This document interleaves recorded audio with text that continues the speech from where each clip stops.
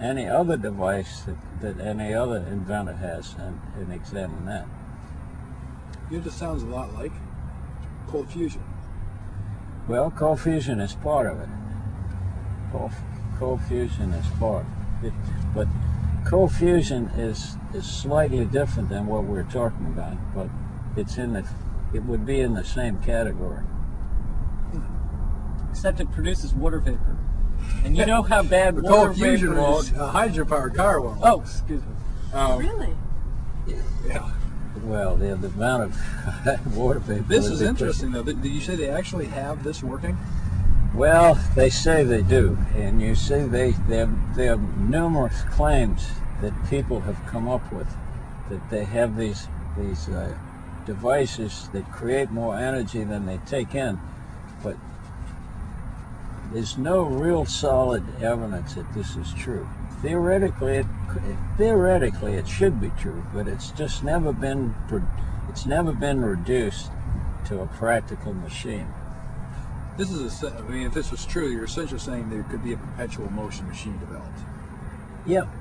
Okay.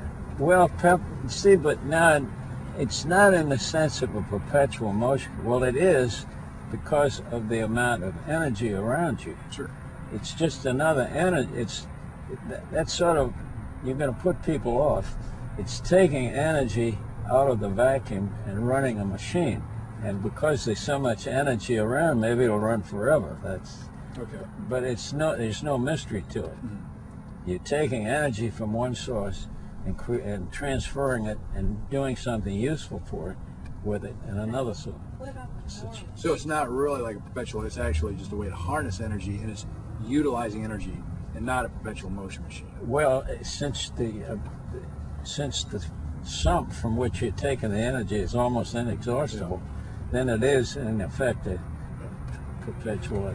But it doesn't violate any of the laws of thermodynamics. You know that energy can never be created or destroyed, and that entropy continues to rise, which it does.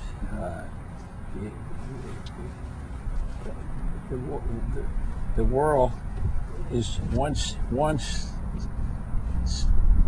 you've created something of a high level, it's gonna, of its natural accord, it's gonna run down to a level that's less complicated.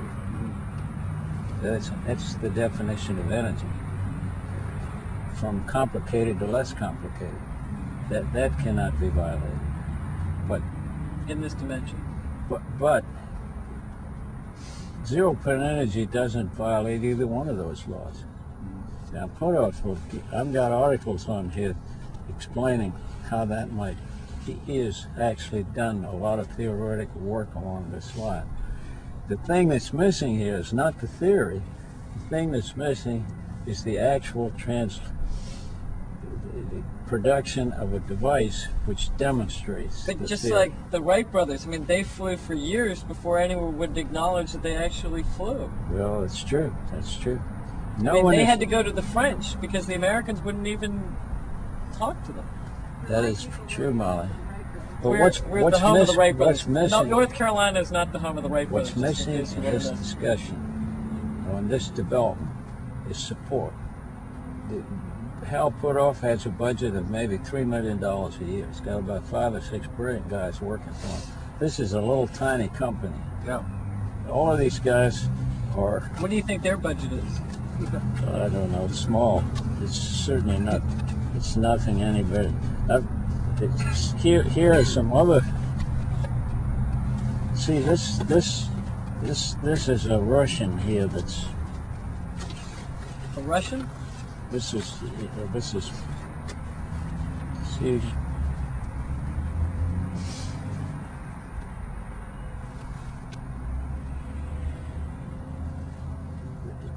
In the conception for active properties of there is some natural physical mechanism for reduction of heat energy that is demonstrated by any star, and it is not the thermonuclear reaction, but the transformation energy by the mechanism of Kozinov.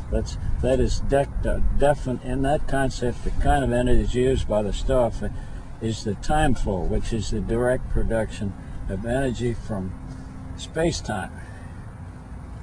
Space-time is energy. The stars are harnessing. On the other hand, we take into consider the gravitational description of space instead of its chronal description, and the production of heat is the transformation of these that we've noted above. Hey, Dad, I'm going to offer you a Kleenex because you're about to drip all over your papers. This is basically what we're talking about, is the direct transformation of energy that's all around us to something that we can use practically. That's the thing that came out of the Hobbit magazine. That's probably what you're... Is that nanotechnology? That's the Nanoscience. And they're calling it voodoo physics. Yeah. Yeah, I remember that from voodoo economics, supply-side economics. What's that? Supply-side economics worked real well. They're whenever they attack a new field of science, they call it voodoo something. Like here, they're calling it voodoo physics. Well, I remember the voodoo economics being supply-side economics, and that's pretty much what's dominated the U.S. policy since 1982. I think we can all pretty much agree the economics have been pretty solid since 1982. And yet, when it was originally introduced, they called it voodoo economics. Well, it's easy to demonize someone else. They use that term to demonize. If you break the status quo, or you challenge the conventional wisdom, that's typically the way they handle it, which is unfortunate. Aren't you doing that with the global warming? Yep, and I'm probably called a voodoo global warmingist. But I get you can imagine the hate mail I get from the presentations that I give. So are there other people like you? there are a lot of global warming skeptics. Yeah, there's quite a few of them. A very prominent one at MIT. Dr. Lindzen is at MIT. If you really want to see a good presentation, the BBC now has a show called the Great Global Warming Swindle. It was recently shown on BBC. You can see it on the internet. It's called the Great Global Warming Swindle, and it goes through the history of the global warming science. What's kind of interesting about it is I've been giving this presentation for over a year, and when you watch it, you're going to say, wait a minute, they're almost identical. So when the BBC looked at the science, they reached this almost identical conclusions that we've done with the Internet Skeptic presentation. But I really recommend watching it, and it also gets into the political motivations, as you mentioned with Margaret Thatcher. It shows the seeding of global warming and why all the efforts are directed towards CO2 and not studying the sun and water vapor. Can you explain that again? Well, originally, this whole global warming theory comes out from Margaret Thatcher's administration when they were trying to push for nuclear power. They had to somehow get a political motivation behind it. And so that's why all this focus has been at demonizing CO2, is because they wanted to use that to justify nuclear power. The only problem is it took on a whole new life of itself and has now become this giant theory that's totally misdirected from what it was originally intended to do. But it shows you why there's so much effort towards CO2 is because that's where the funding went. You were paid to go prove CO2 caused it, which is not good science to begin with. Typically you study something to explain it. They went out to prove CO2 causes global warming, not to study what is causing global warming. It's a different approach. It's bad science.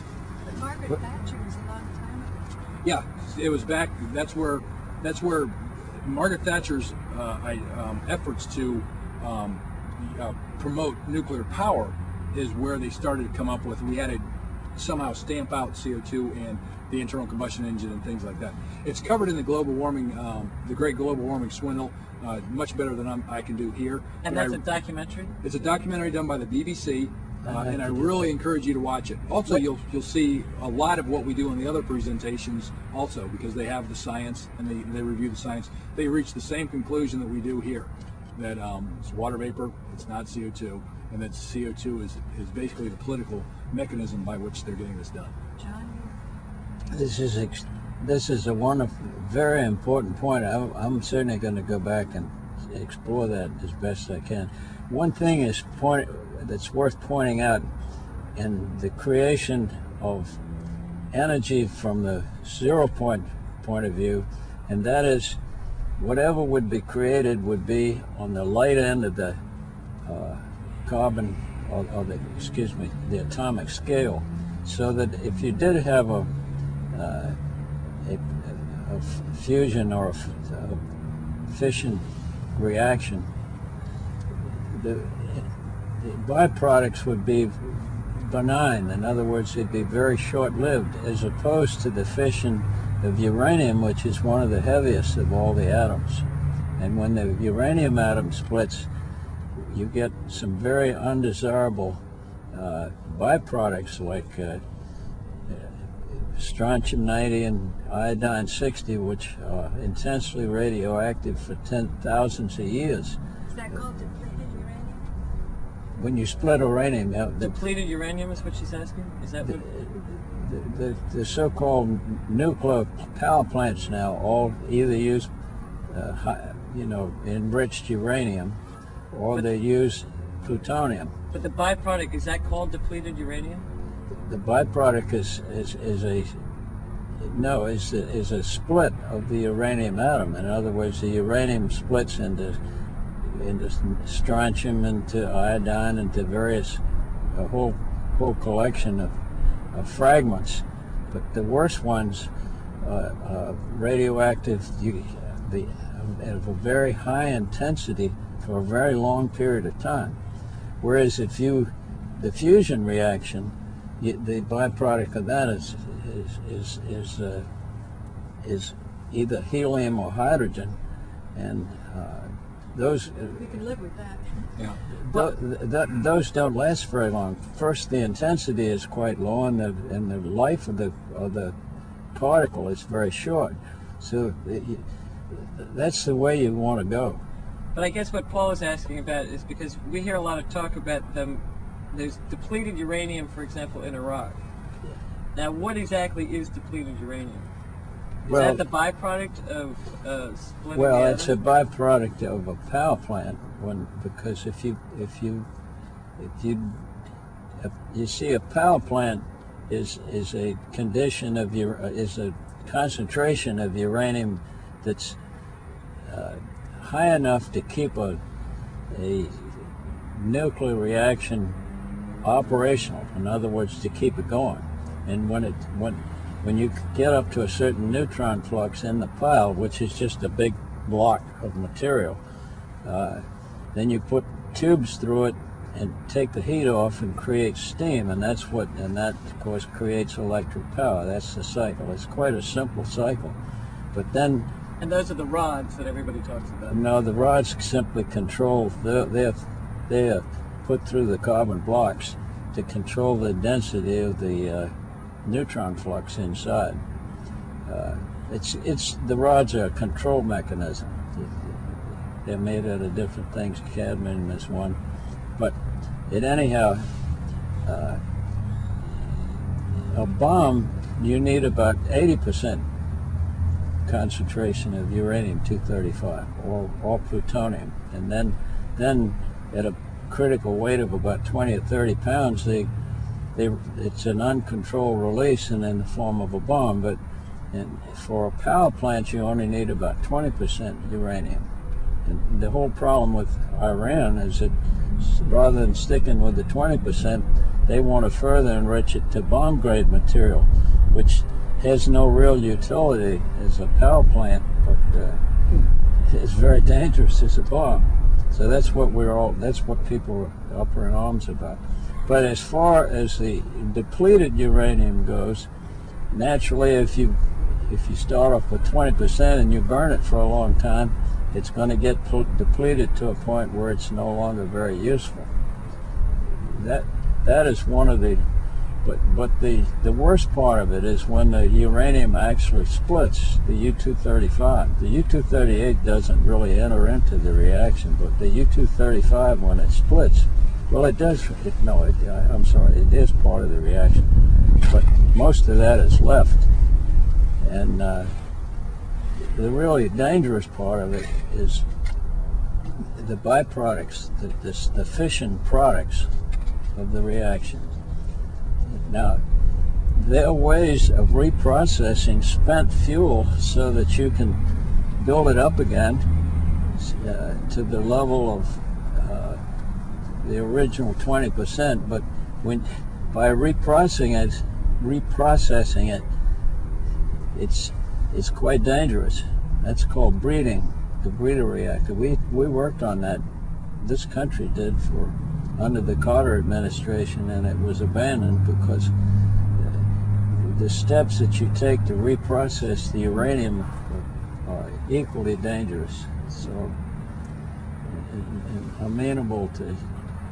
So either way, it's a bad way to go, is what you're saying. Either way is to me unacceptable. I would be very much opposed to us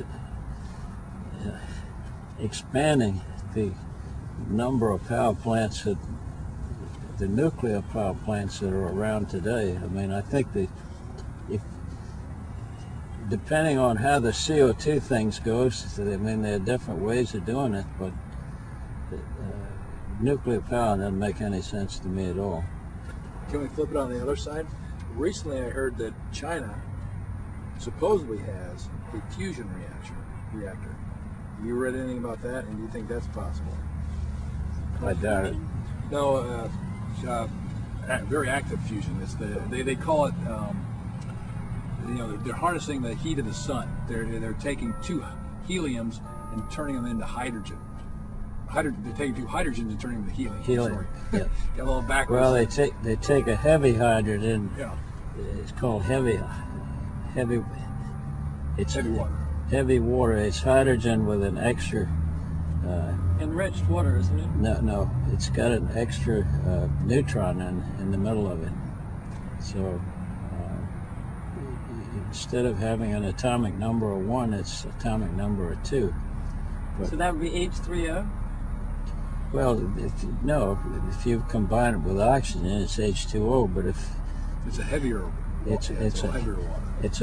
It has a higher atomic number. See, H2O would be 1 plus 16 is 17, and heavy water would be 18. But you don't think China could do it? Well, we've worked on it at Princeton. We have a reactor there, a fusion program, and they've been making progress, but they still haven't been able. What they do there is they encapsulate the inside. You have to get to a temperature of millions of degrees to create the fusion. So they encapsulate this, or they don't encapsulate it. They restrain it in a magnet, which is in the core of a hollow magnet, a spherical magnet. And to date, there's no real evidence. They can create fusion, but the problem is it takes more energy to create the fusion than they get out of it. It's not a generator. It actually takes energy to make the reaction go. So it's a net negative energy. It's a net negative. We're talking here about 100%, over 100%. Yeah. So, how do they create a hydrogen bomb then? Well, that's just because it's uncontrolled. Yeah. It releases more energy. Well, the trigger is a uranium bomb. Oh, I didn't know that. Yeah, which gets up to the temperature where it fuses. Oh, I didn't know that. So you have two bombs going on there. Yeah, to create the temperature that's necessary to have the fusion of the hydrogen, you have to shoot off a uranium bomb. Well, it's only 30 pounds. Oh, I always wondered how that works. Yeah. So that fusion can be accomplished, but at a price. Yeah, at a huge price. It's not a practical, at the moment, it's not a practical form of energy. Now, cold fusion is another process altogether where you create enough, that is described in this little pamphlet I have here. And it's, of course, Pons, what was the guy's name? Palms and Fleiss. Yeah. About 20 years ago. What was this? It's been taken up again by. I have a brochure on that, Bob. I think it's Purdue. And What do you they're think? Is looking there at any it again. possibility that cold fusion might be? Well, theoretically, yes. If you get enough, if you can build up enough electrons on one of the cathodes, you should be able to do it. But once again, is it? Do you get 100% more, or I mean, 100% plus, or is it still sort of? It's close, Molly. All of these devices.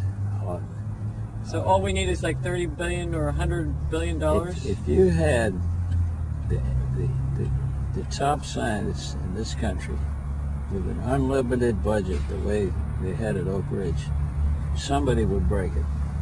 Well, there's a good lead-in, because what are they talking about spending to save global warming?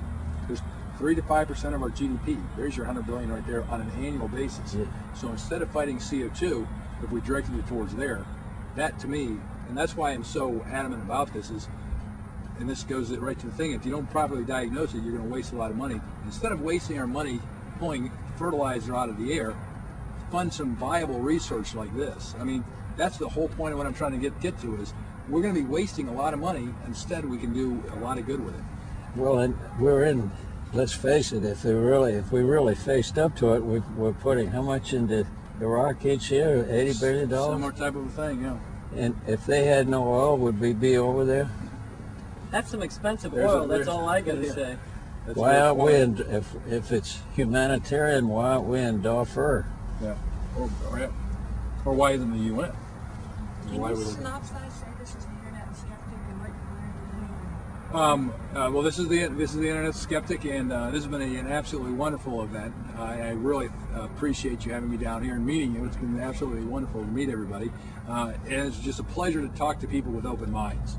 I've run into a lot of people with closed minds that get very angry and hostile, and I think I've learned a lot here, just because it just, one, gives me more motivation to keep on with the fight, because clearly if we don't, I mean, because right now they're talking about spending an astronomical amount of money on something that I think is going to be a total waste, whereas we have some viable options here that can show you that we can solve the energy crisis. We could direct those revenues towards something else that will actually do society some good, instead of just simply, spinning our wheels. I mean, I think that the byproduct of all the money spent on global warming will actually probably have a good effect.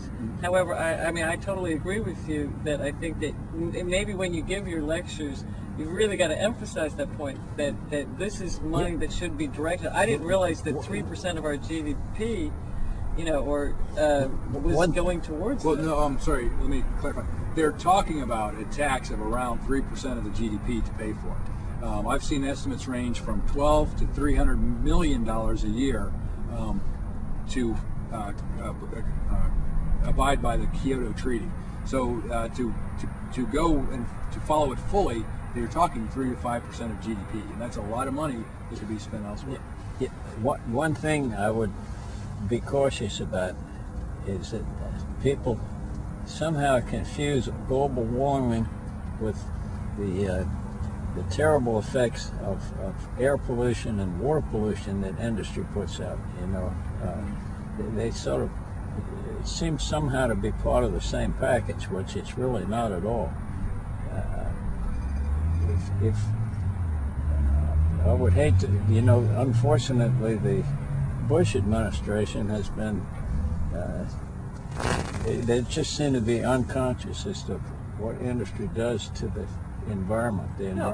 I don't think they're unconscious. I just think that if they actually acknowledge what they're doing, then they have to do something about it. They have to take responsibility. Well, see, global warming has somehow become part of, it's thought of as a pollutant. And if it's not a pollutant, there are pollutants out there that are very dangerous. Mm-hmm. I know, because we used to. Sure. I was with the DuPont company, and we did our fair share of dumping all this stuff out in there. Yeah. Tell them about how you used to set the river on fire so that it wouldn't spontaneously combust.